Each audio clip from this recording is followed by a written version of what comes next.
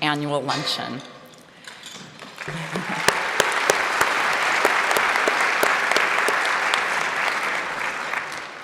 Before we begin the program, we want to acknowledge that Chicago is the traditional homeland of the Council of the Three Fires, the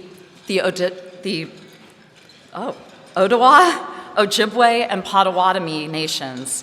Many other Native American tribes, such as the Miami, Ho-Chunk, Sac, and Fox, called this area home. Located at the intersection of several great waterways, the land naturally became a site of travel, trade, and healing. Native Americans continue to call this area home and still honor their heritage, practice their traditions, and care for the land and the waters. Today, we are fortunate to hear and honor leaders like Marshall Johnson and Adele Simmons, who have inspired members of their communities to become stewards of and advocates for nature and the planet. Thank you for being here today and for all you've done for nature in this region and globally. At Openlands, we understand that caring for nature and our region is something that no one person or organization can do alone. It takes the passion and dedication of many great partners and volunteers. Thank you to the many of you who are here today who work throughout the year to conserve nature for life. For almost 60 years, Openlands has connected and led environmental conservation work, serving as a guide in vision and action for people, organizations, and for more effective policy in the region. We advance nature-based solutions to climate change, improve the health and well-being of our communities, and create a more verdant region for all. Whether working with third graders through the Birds in My Neighborhood program to learn that nature can be found right outside their door, or advocating for equitable land use decisions that balance development needs with nature, community, and health. Openlands is there. For these reasons and many more, I am proud to serve on the Openlands Board of Directors, and I'd like to ask my fellow board members to please stand.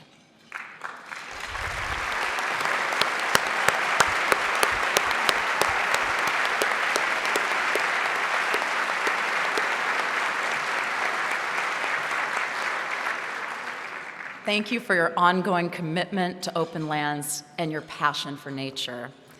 I'd also like to thank our staff, led by Jerry Edelman, for the dedication to your work and to our region. Please stand.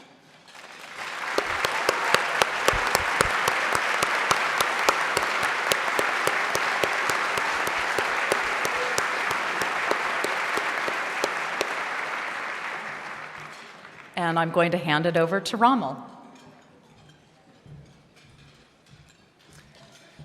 So we gather here today to honor the achievements of Adele Simmons. Much of what makes Adele such a change maker is her ability to bring people together from diverse backgrounds and experiences. And they're here and they bring them together in order to help address today's most pressing challenges.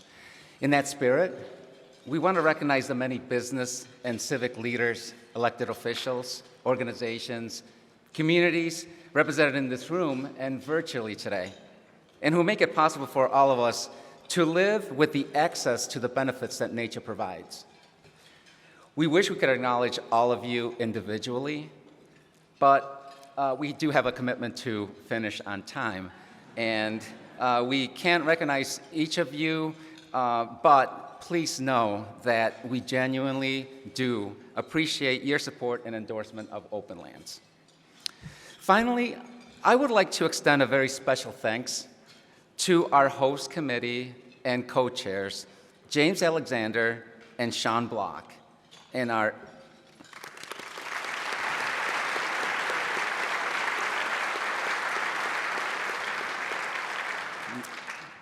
all our generous sponsors. Among them are our premier sponsors, the Nagani Foundation and James Alexander and Curtis D. Dreyer for the Emerald sponsorship support of the Openlands 2022 annual luncheon. We are grateful to all of the donors who have committed to our work and through the generous contributions for today's event. So let's have a round of applause for our sponsors.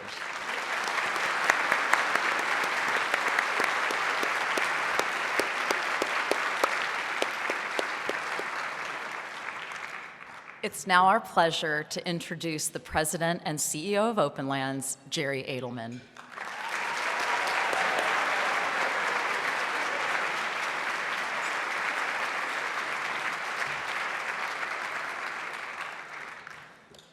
Well, good afternoon, and it's so exciting to have all of you together. I mean, the energy of a live audience just is overwhelming, and thank you all for being with us today. You know, since 1963, Openlands has pursued the mission to create access to nature for everyone who lives within this three-state metropolitan area that hugs the southern shore of Lake Michigan. It's one of the most complicated geopolitical regions in the nation. And our geography is only slightly smaller than the footprint of the Chicago Wilderness Alliance, an impressive network of hundreds of conservation organizations. Openlands, in fact, was a founding member and continues to play a very active role. And all of us at Chicago Wilderness are working to create a shared green vision to help coordinate all of our independent efforts and place them within a broader context. For us at Openlands, you know, we feel that nature is vital to all people, and it should be available at all scales to everyone. We work as a regional organization, often on very high-level kind of urban planning and policy issues. It might be helping plan and coordinate efforts that led to the first national tallgrass prairie in the nation, Medewan. In another case, we worked with units of government throughout the region to develop the first metropolitan comprehensive land and water trails plan in the United States. Sometimes we get together to fight some things that aren't so good, such as a road that maybe makes no planning or economic sense, and that would be so detrimental to our natural resources, open space, and prime farmland. We also work very much on the ground on site-specific projects, and we do that always with partners to protect and restore open spaces at all these different scales.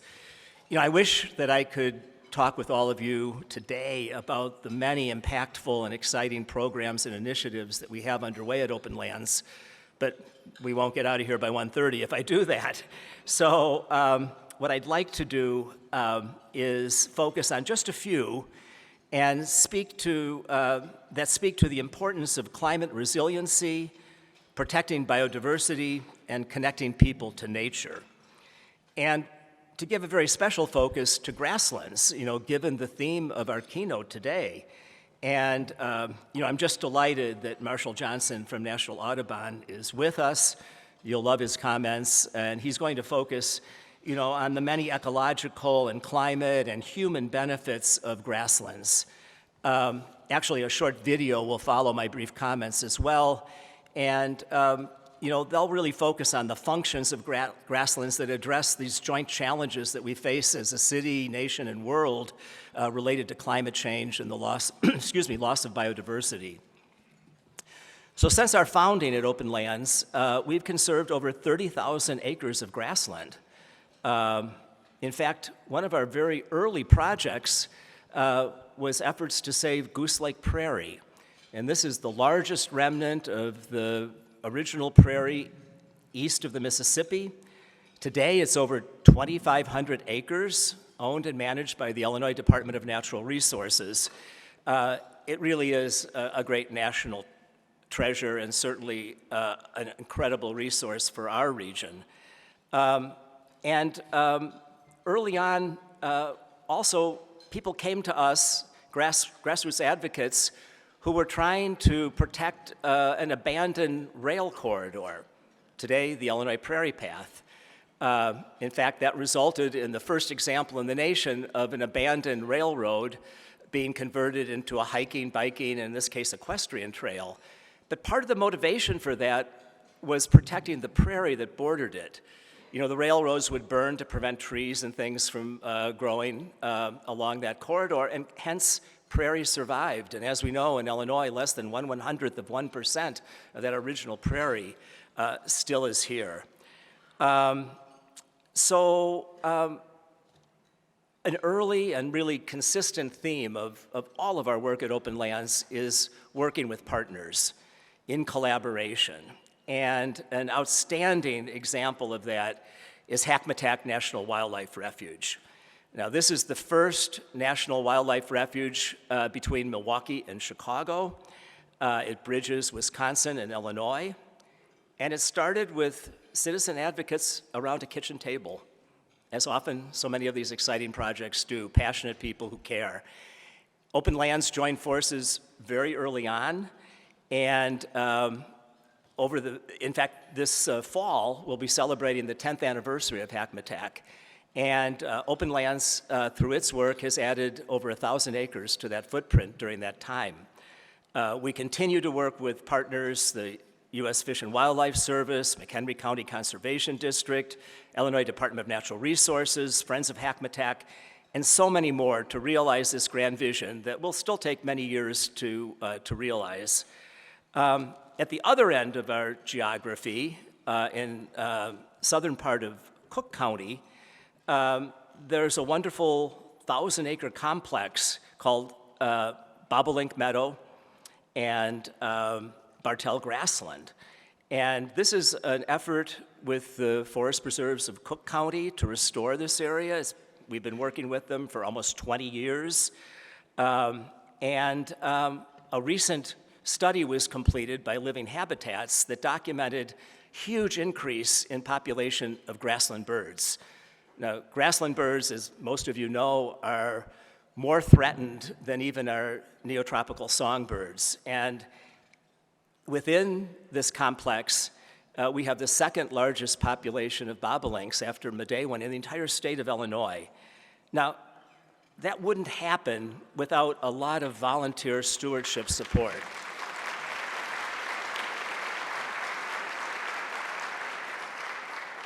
And we were very lucky with Audubon Great Lakes, which is part of National Audubon. Early on, they played a critical role in organizing this amazing corps of volunteers who continue today to do such great work there. Now, less than a mile from where we are to the east on our lakefront, right in the heart of America's third largest city, is something we call the museum campus. So this is about 300 acres of our lakefront. It's anchored by the Field Museum, the Shedd Aquarium, and the Adler Planetarium with Soldier Field. It happens to be located on one of the most significant flyways in North America. It's a nature preserve, it's a park, but it's also a place where huge sporting and cultural events take place. So Mayor Lightfoot, in the spring, appointed a museum campus working group. I was fortunate to be one of the 4 co-chairs, and we focused on the park dimensions of this. It was a holistic effort, looking at access, at traffic, transit, programming, whole range of things. But one of the recommendations was to really rewild that campus, to bring native landscape back, creating a new brand and great beauty for people to enjoy, but also addressing the huge challenges of climate, providing habitat for migratory birds, insects, all kinds of wildlife, but great educational opportunities as well, given these 3 globally significant institutions that can work together to really bring alive for residents and visitors the importance of nature and of conservation, especially in these challenging times. And it's very exciting to see the city, the Chicago Park District, and the 3 museums now working together to begin to figure out how they can implement quickly that particular recommendation. So the United States has joined forces with nations around the world in a very important initiative to address climate change and loss of biodiversity. It's called 30 by 30. To protect 30% of our lands and waters by the year 2030. here in the United States, in our region, land trusts, groups like Openlands, and many of you who are represented in this room are going to play a very important role. And recently, the Land Trust Alliance, which is a very dynamic national organization, a network that represents over 950 conservation land trust organizations, has launched a very ambitious program, an initiative called Gaining Ground. And their goal is to conserve 60 million new acres of land, by the end of this decade. Us at Openlands, we're one of the pilots. We're very excited to work with them. We've been involved with LTA, as we call it, Land Trust Alliance, really since its founding and remain an active member. And we're honored today to have with us some of their leadership, including Andrew Bowman, who's their president and CEO, Michael Palemis, who is the chair of their board, and our own Chicagoans, Judith Stockdale and Alan Bell, who serve as co-vice chairs of that board. So thank you for being with us today. We're really honored.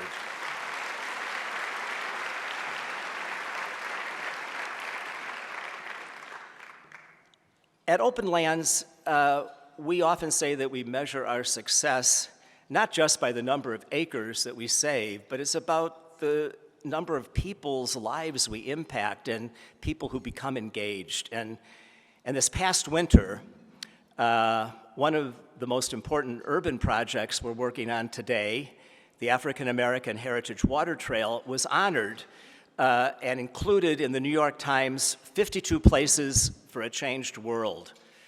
This list highlighted, and I quote, places where change is actually happening, where grassroots efforts are pushing transformation, making their patch of the world better. Now, we share this honor with the communities and with so many partners.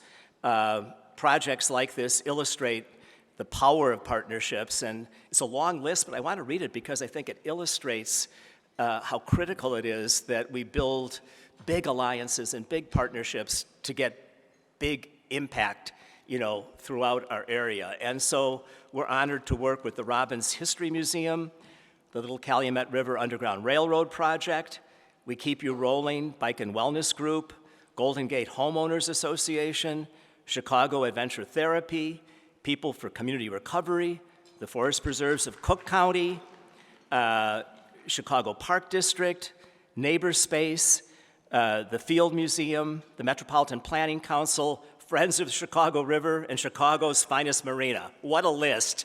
But to me,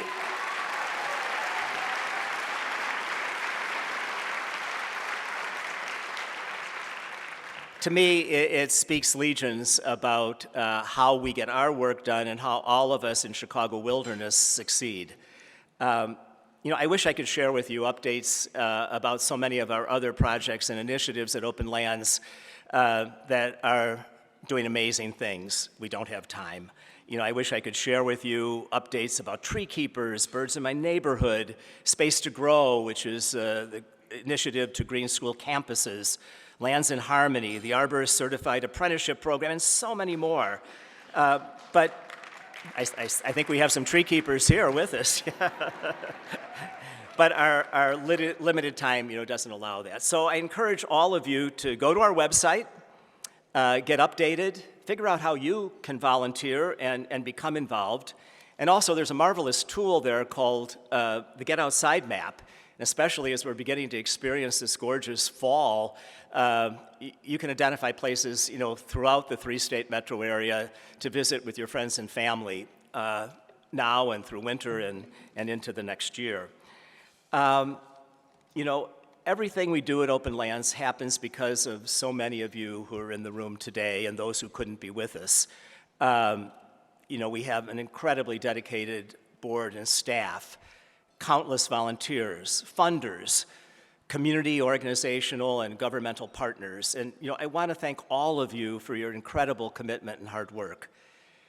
And we're gathered today to honor and thank an exceptional individual who really illustrates and has throughout her entire life the power of civic leadership, and that's Adele Simmons.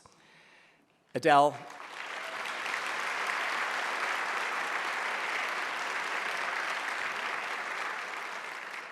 I want to add my personal congratulations and thanks for all you have done and continue to do to make our city and the world a more resilient and equitable place. You've been an important mentor, supporter, and friend throughout my entire career, so thank you so much. You know, the challenges we face today are indeed immense, but so are the opportunities to meet them. And I really truly believe that the dedication, expertise, and collaboration of many of you who are here today will in fact succeed, and that I want to thank you for your leadership. We need it now more than ever. And now we're going to see a little video about grasslands. Thank you.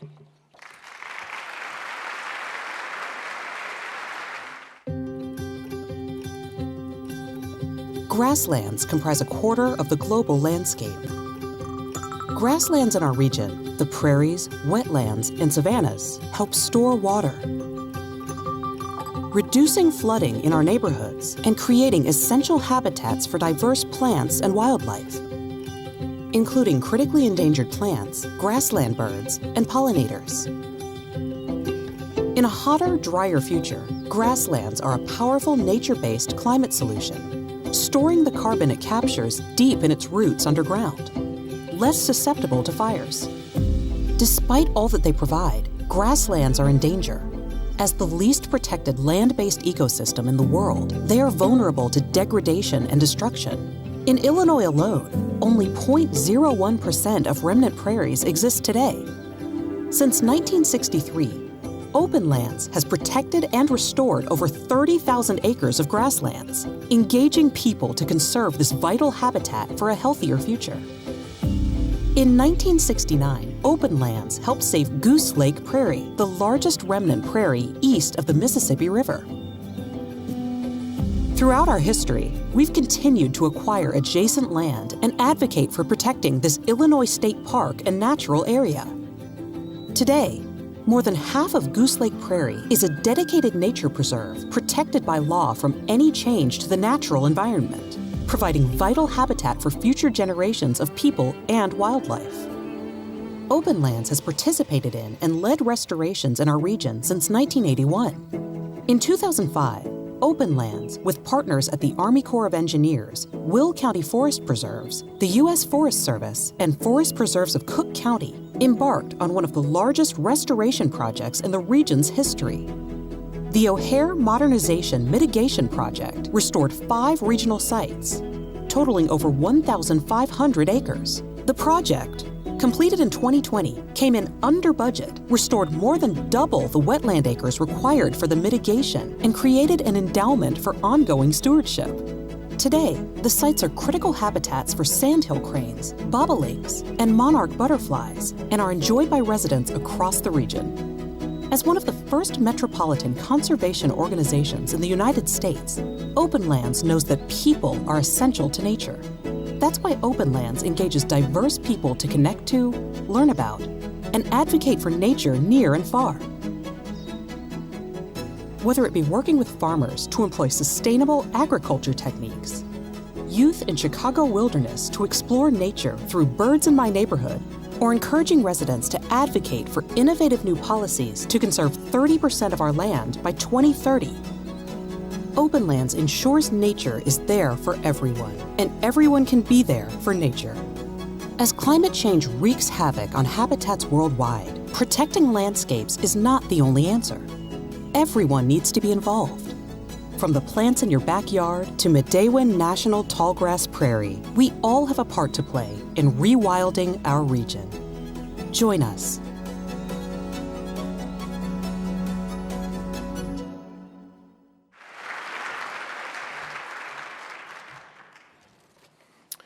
Good afternoon. This is awesome. It's nothing like a live audience, Jerry, as they say. But I'm Dean Fisher, and I have served formerly with the board here at Openlands. I was also the board chair at Audubon Great Lakes.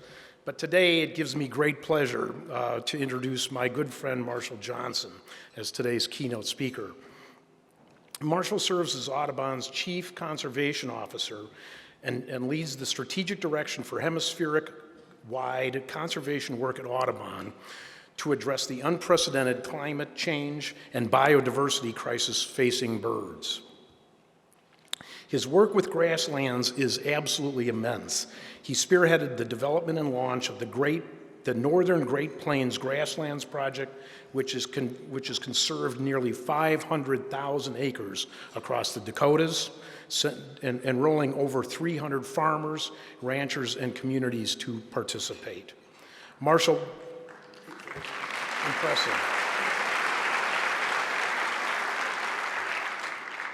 Marshall also led Audubon's Conservation Ranching Initiative, now America's largest regenerative bird-friendly land certification, spanning more than 3.5 million acres across 16 states.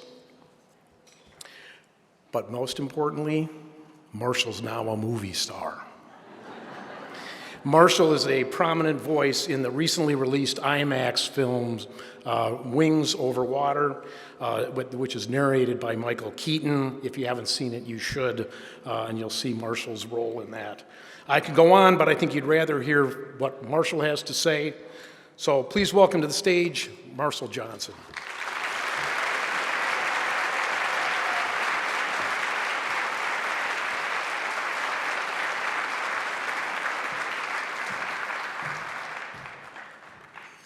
Thank you, Dean. You know, Dean's really special, isn't he? He's a really remarkable leader. And I want you to join me in giving a hand to Dean. It was his birthday just yesterday.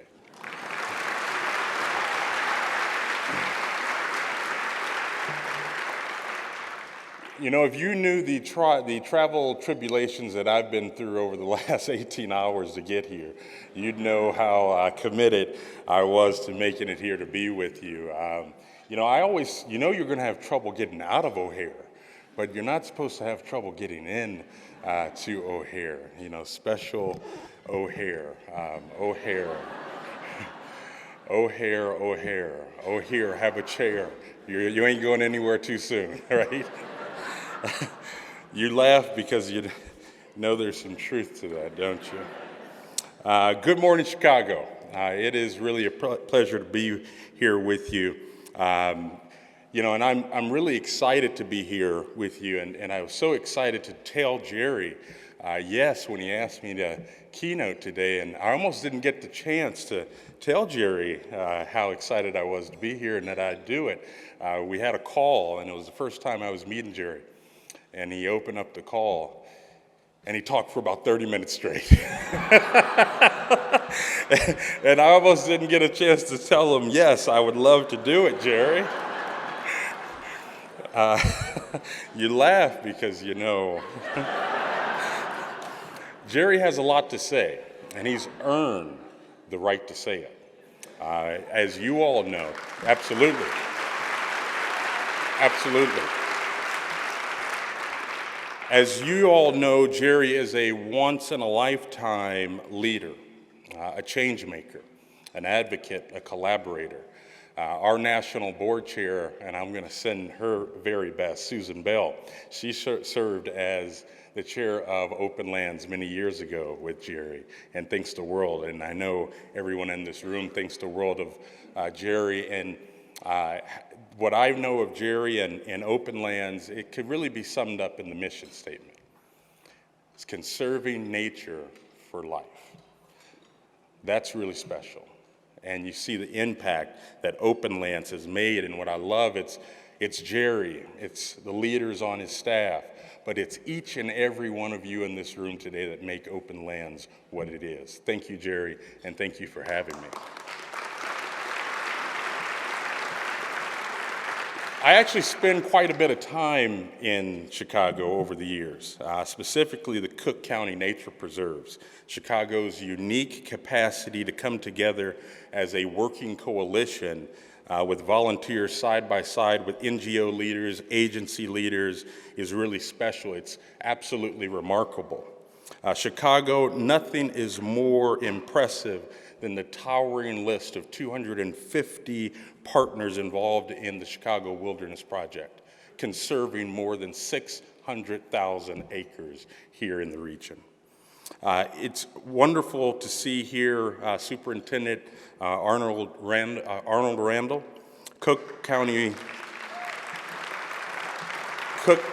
President Tony Prickwinkle, Chicago Park District Superintendent Rosa Escarino, and all of you, a true cooperation of land stewardship. It's really remarkable, Chicago. You get it right in so many ways. I could name so many partners that Audubon is lucky to partner with here. You know, when I was growing up in inner city Dallas and Los Angeles, I didn't know that people had careers wholly dedicated to preserving and protecting birds. I didn't actually know that birds needed our protection. But here I am, honored to serve as the conservation chief for Audubon Society, the voice of birds across the Americas. I joined Audubon as a part-time climate field organizer straight out of college. I thought this would be a 6-month gig, and that was 13 years ago now. And yes, you're doing the math right. I often walk into rooms at Audubon and I'm the youngest person in the room and I've been there the longest. So it's kind of interesting that way. Birds are the prism through which Audubon views our work. Birds take us to the places, but more importantly, the people that we work with. We simply say, birds tell us. Birds, billions of which right now are filling our backyards and our skies as they migrate across the hemisphere, linking each one of our communities together. Birds tell us through this miraculous journey where the most important places are to protect. Places like Powderhorn Lake, a freshwater bullseye on the southeast side of Chicago where Audubon Great Lakes, our team and the Cook County Nature Preserves and many other partners are in the process of restoring over 100 acres of urban wetlands. This is part of an ambitious goal of restoring and protecting 300,000 acres of coastal wetlands in the Great Lakes region. Birds tell us a lot of things if we're keen to listen. Birds, I think of birds as our playlist in nature, filling our time in nature with song. But all too often now, birds are calling out to us through their silence. Birds tell us that we must look beyond our partisan differences and form collaborations. Audubon and Openlands, we take this serious. We take it to heart and we practice it. I would offer to you today that birds are telling us something much more profound. Birds are telling us that our food culture and the choices we make with food are key to securing the future for birds and ourselves. We must use food and agriculture to make every day our own special Earth Day. I've always loved these words by Wendell Berry. Eating is an agricultural act. I believe that food offers each and every one of us an opportunity to make every day Earth Day, to unleash that which is our superpower, our power of choice. I began thinking about this in the context of birders and North America's most imperiled ecosystem, grasslands. Did you know that there are nearly 50 million birders in the United States? There aren't 50 million registered Republicans or 50 million registered Democrats, but there's a constituency that leads with a passion for birds in the United States. And I think about that. I think about the Amazon rainforest. We think of the rainforest as being key to our climate future and to biodiversity. It is. The tipping point for the loss of the rainforest is 20%. We're straddling around 60%. Grasslands in America, we've lost more than 60%. Here in Illinois, that's over 98% of the eastern tallgrass prairie.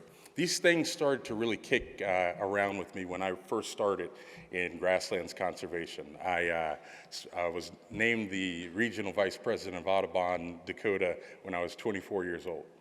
And one of my first projects, and I was already a bit skeptical about our traditional modes and methods of protecting grasslands.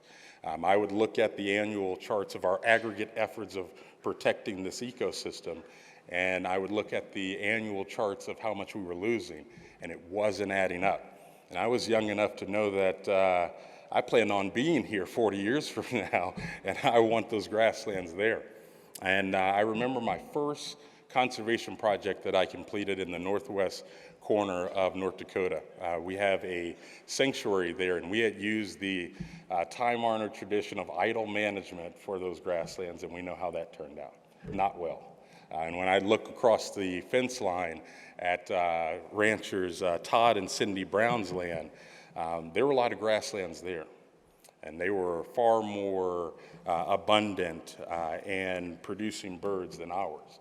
And so we worked out a partnership, Todd, Cindy, and I, where we would fence our land and create a grass bank for Todd and his family to graze the land. And I'll never forget, it's one of those things you remember the sights, the sounds, the smells when he said it. I drove out 5 hours out to the prairie there, and we had lunch. And when Todd was bidding me farewell, he said to me, "Marshall, this is just great. You don't care much about my cows and what happened to them. And I can't keep track of the LBBs out here, the little brown birds. But we made this partnership work, and it's a non-traditional partnership, and I'm happy with it. But I don't know why the 5 hours home really stuck with me. What Todd's words said to me, and they were true, was that me as a conservationist and he as a rancher, we had all too of a transactional relationship. I better be concerned with what happens to Todd's cows, that he has a marketplace for those cows. I have to be concerned with this. He's got to think about his role in feeding folks that he may never meet. This really stuck with me, and thinking about 50 million birders making food choices, having any power that maybe they don't realize. Lucky for me at the time, Providence led a fellow traveler my way, Chicago's own Justin Pepper, the Chief Conservation Officer for the Bobolink Foundation. Back then, he was the director of the Prairie Bird Initiative with Audubon, and he was kicking around this crazy idea of creating a marketplace with certified ranchers that are meeting a standard for birds, climate-smart practices out on the landscape.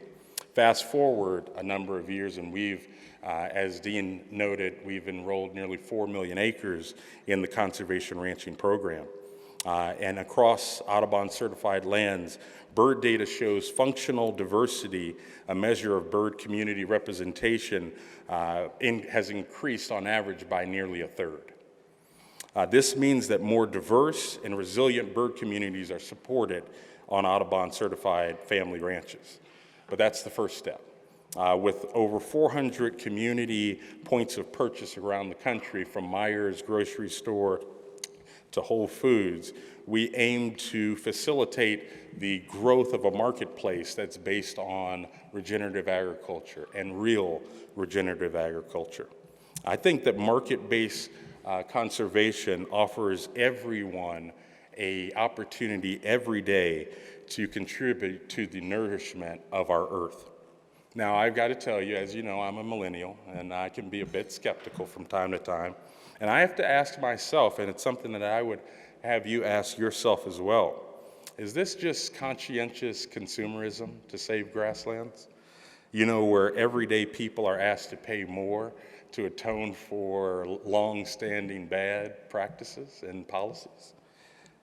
I would offer that it can't just be that, and it has to be more comprehensive than that. Regenerative agriculture offers us a once-in-a-lifetime opportunity to conserve grasslands and other ecosystems, to truly transform the food industry in partnership with producers, farmers, ranchers, and consumers, and align with a new form of food culture. We have an incredible opportunity coming up, the Farm Bill. where we and our partners look to mobilize folks that care about nature, care about birds, to create a farm bill, to create a food culture that can take us to a secure climate future and one that protects our biodiversity. There's so many ways that Farm Bill and other policies that we have to engage in give us an opportunity to inform and transform the food culture. Take, for example, the National School Lunch Program, a $4 billion program that feeds nearly 32 million kids through public and nonprofit private schools and child care facilities to provide low-cost, free lunches and breakfasts to tens of millions of little kids. One of the major challenges of the program are consistent critiques of food quality. It's certainly true that any food is better than no food, but we've got to do better. But a number of recent studies have shown that kids that regularly eat lunches provided at school are consuming far more sugar and have far greater levels of cholesterol and are more likely to be obese. Only 7% of food operations fully comply with the nutritional standards. Now, there is progress being made on the nutritional front, but why can't we use programs like this to link back to regenerative agriculture and make sure that when our public dollars are funding food programs, they're funding nutritional programs that are also good for the land and catalyze regenerative agriculture?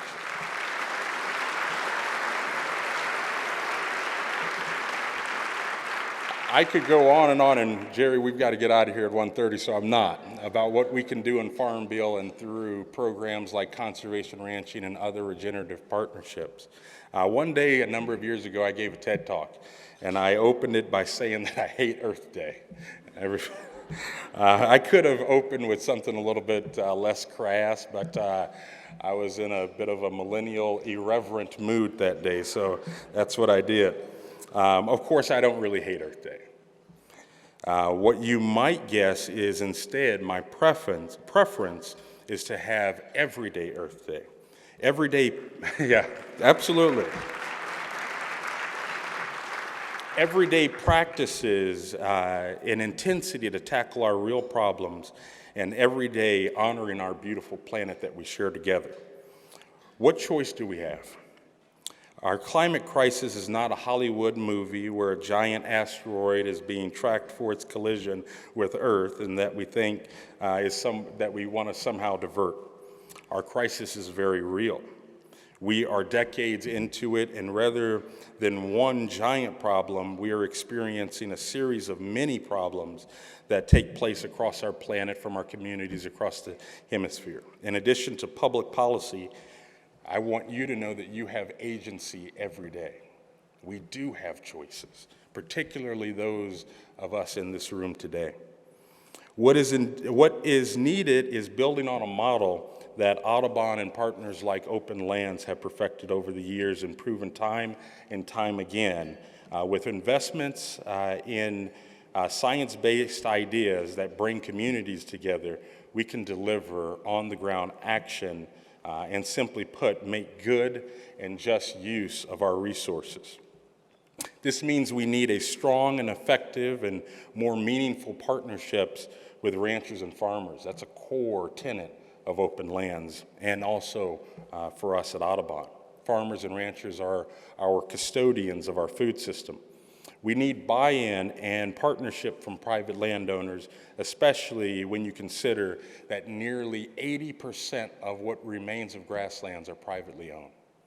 We can't regulate our way onto farms and ranches, and we should. Audubon's bird-friendly beef program is underpinned by this belief, and our belief that through regenerative agriculture programs like this, we can create bird-friendly areas that will protect grassland birds at scale and support them with habitat where they need and where they can thrive. We need big ideas and big action in the coming years. I want to share this quote with you. It's one of my favorites.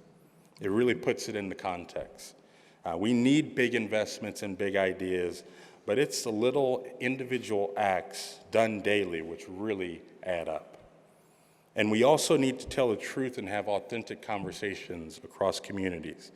The largeness in our ideas must still happen time and time again, in villages and ranches, in Chile, and prairies across the American West. Many small conservation efforts coming together across this vast landscape and many others. The next time that you buy groceries, do me a favor. Think the labors of many who have brought us this food. Let's thank the animals and the plants for sharing their life form. And let's thank the farmer who is going the extra mile to better care for their cattle and their soil so that healthy grasslands, an indelible image of our prosperity, waves in the cool breeze, welcoming home all those little brown birds. Thank you, Chicago.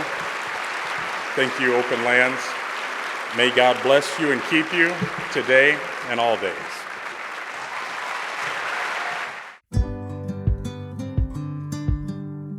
Adele really focuses on connecting what we do here in Chicago on a global scale. I don't know anybody who thinks in a more global way than Adele does.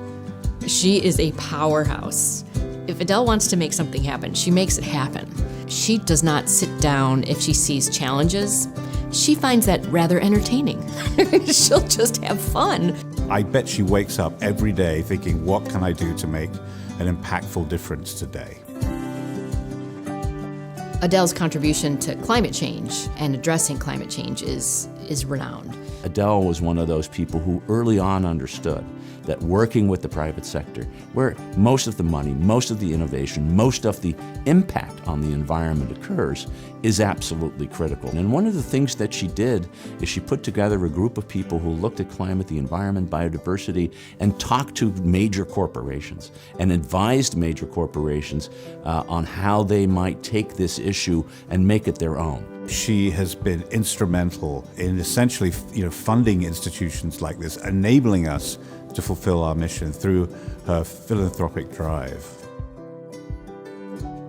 The essence of getting things done is to bring people from different walks of life together. And in some ways, that's really Adele's fundamental insight. An insight she learned, as I said, as a college president and, of course, as the head of the MacArthur Foundation. And she's been working that way all of her life. When Adele was the head of the John D. and Catherine T. MacArthur Foundation, she brought this engagement and this passion, I think, that came from her childhood. She came from a background, a family that instilled in her a real sense of civic duty, which is something that she's taken incredibly seriously throughout her entire career. Adele has been a passionate advocate for conservation, but she is also one of the most remarkable connectors of people in Chicago. I mean, every time I go to Adele with an issue, she says, I know somebody who can help you with that. Adele had relationships, and close relationships, and if she didn't, she would make those close relationships by picking up the phone and calling that person. If she didn't know him, they knew her after that. Her work in the Chicago Climate Action Plan has been stellar and really put us on the map. Cities are crucial.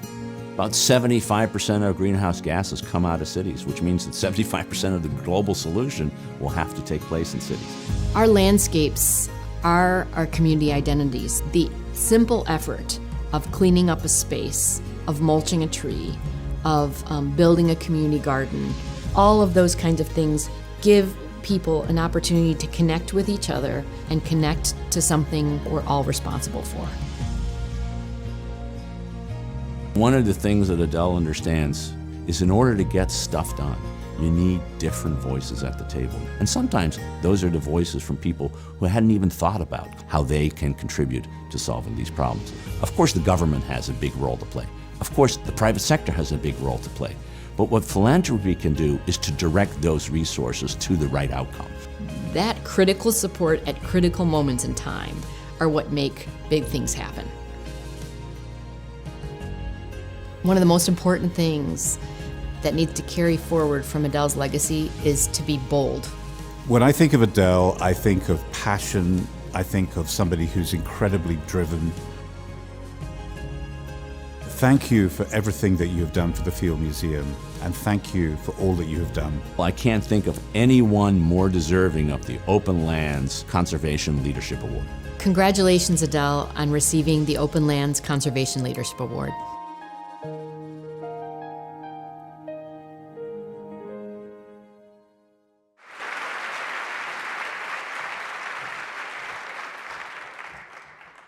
My name is Jim Alexander, and I am exceedingly pleased and honored to serve as co-chair for today's luncheon, where we honor the incomparable Adele Simmons. First, though, let me thank you for being here today and supporting Openlands' mission. As Vincent van Gogh just reminded us, climate change is no laughing matter.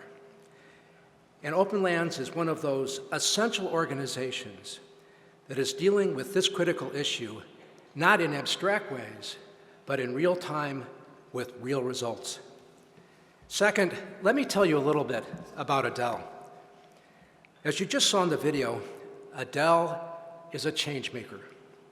She graduated from Radcliffe College, Harvard University, and received her doctorate from Oxford University, where she gained a passion for global affairs, studying African studies. In her professional career, she taught at Tufts and Princeton and became the youngest dean in Princeton history. She served as the first woman president of Hampshire College in Amherst, Massachusetts, before joining the MacArthur Foundation in 1989 as the second president in its history.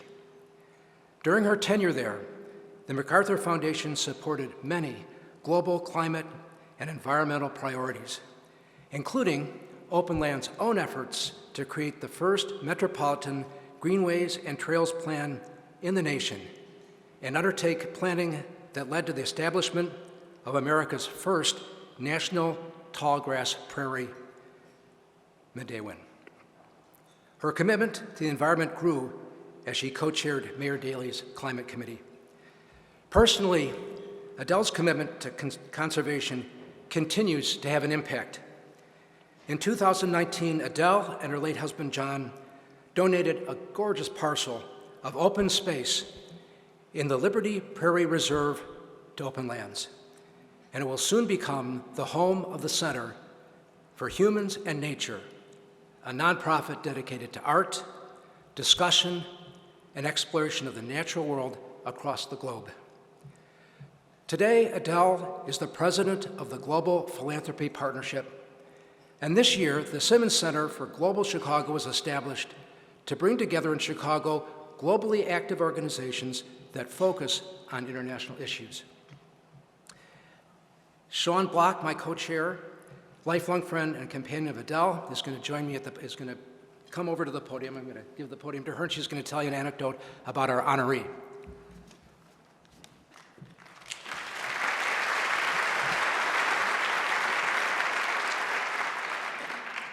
I have known Adele since first grade, maybe really kindergarten. I'm sitting today at a table with two other women who also have grown up with Adele, and we've been laughing and reminiscing about our childhood.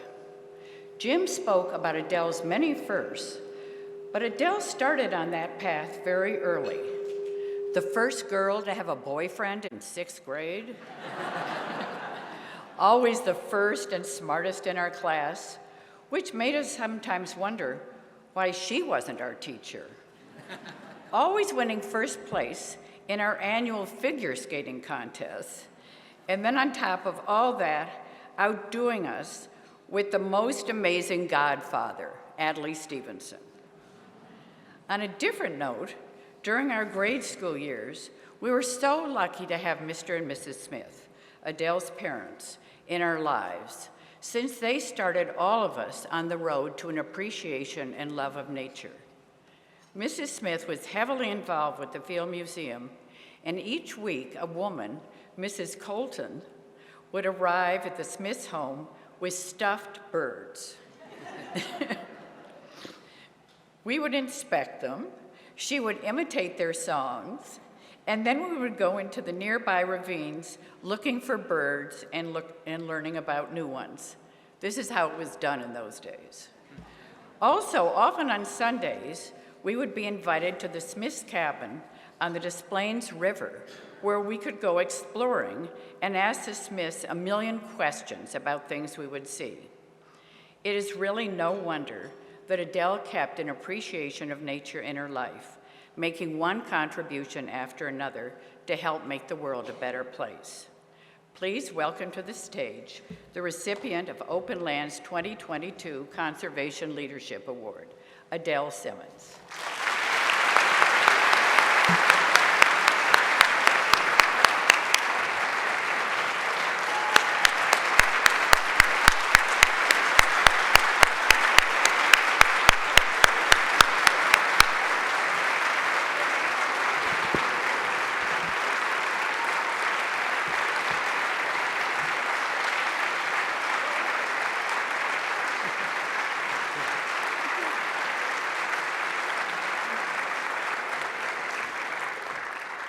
Adele, we know you have many awards and recognitions in your home. So we wanted to do something special for you. A work by artist and woodworker Jim Mickelson. Working exclusively with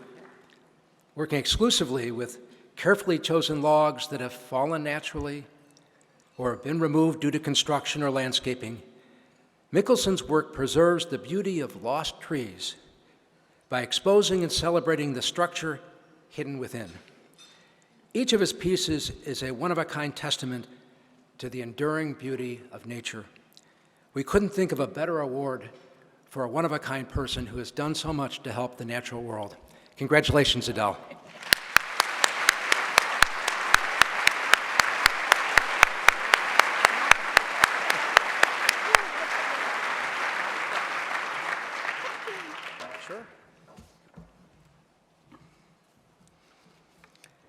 Wow.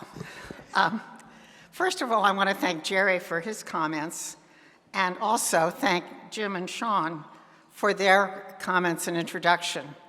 Sean's remarks were very restrained. She could have talked about the time we played Spin the Bottle for the first time in 6th grade. It's an honor for me to receive this award from Openlands. I've been an admirer of Jerry and Openlands for years. Their work has made an enormous difference already, and all of us here share Openlands and Jerry's commitment to the environment and to do everything we can to protect our natural resources.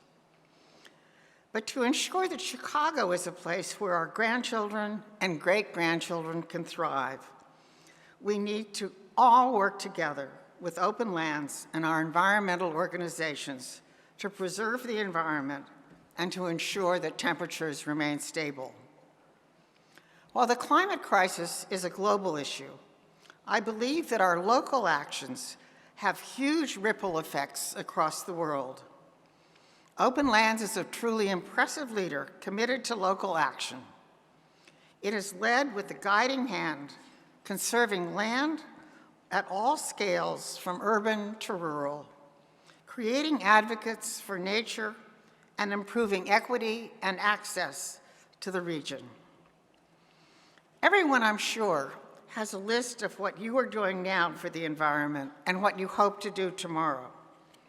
But unless we reach out and engage many more people, we will not have done our job. It is easier today than it was 20 years ago, because Openlands and others are both clear about the challenge and very specific about what we need to do. As I was playing with my granddaughter last night, I kept thinking of the obligation that I and all of us have here today to make sure that she can build a snowman when she comes to Chicago next time in the winter, and that in August she can go outside to play instead of staying in an air-conditioned space. This is what Openlands is about. I am deeply honored by today's award, and thank you, Jerry, and everyone here, and the Openlands team for the work you have done and are continuing to do. Thank you very much.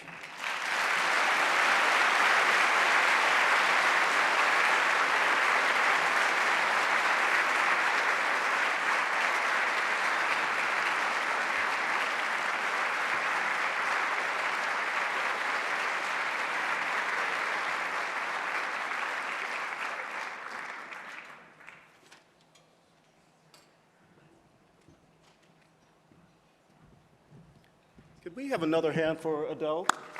Extraordinary leader, extraordinary.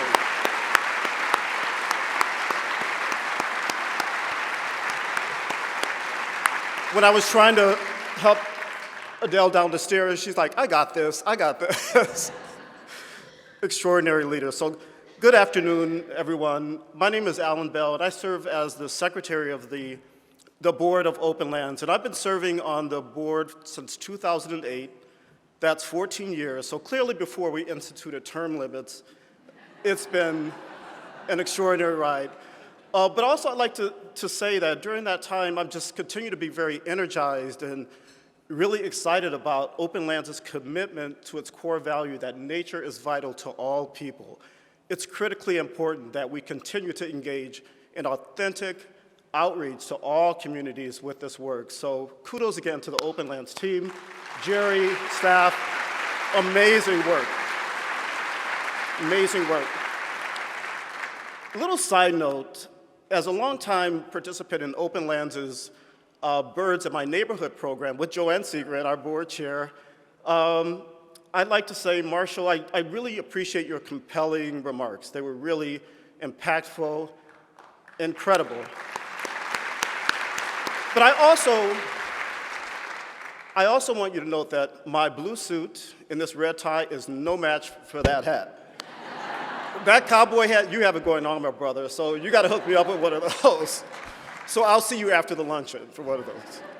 But thank you again for your remarks. They were wonderfully compelling.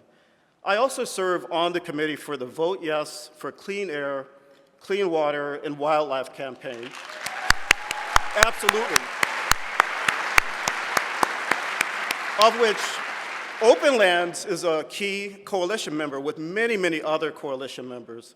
So coming this election day, Cook County residents will have the opportunity to support the forest preserves of Cook County by voting yes on the referendum, which is toward the back of the ballot, so please keep a note of that, so you need to look for it.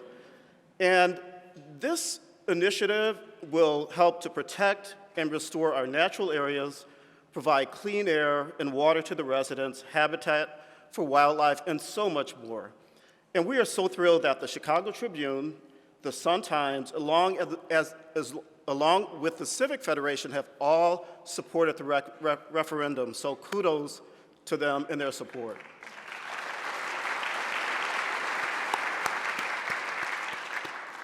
So I hope that you'll all join us in voting yes before November 8th to support the referendum. And if you don't live in Cook County, please ask your friends and family that live in Cook County to support the initiative as well. Of course, I am a proud member of the Openlands family, so this is the part where we beg you for money, right? Not beg, but we're gonna kindly ask. And I hope that you will consider making an additional gift to support the Openlands' mission. It's thanks to all of you, everyone in this room, and other supporters, that we continue to do this extraordinarily impactful work.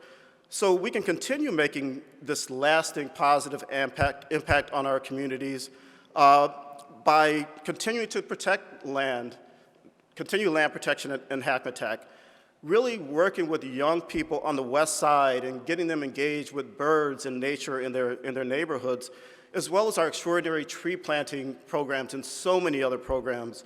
So we can make this all a reality with your continued support. So I ask for you to go to openlands.org/AL22, openlands.org/AL22 to continue to support our programs. And finally, we extend a heartfelt gratitude to Mary and Perry for generously providing the beautiful floral arrangements on your tables today. They're hand-sourced from surrounding Midwestern states with the vintage glassware being used that originates from the turn of the last century and represents our region's shared history. So feel free, amongst yourselves, figure out who's going to take You know, this is always a challenge every year. So typically we pick a birth date, and whoever has the closest date to that birth date, this year just figure it out at your table. Just work it out, I'm sure you will. So on that note, I just want to thank you all for being here. Again, this is a family, and we appreciate your support, and have a wonderful afternoon.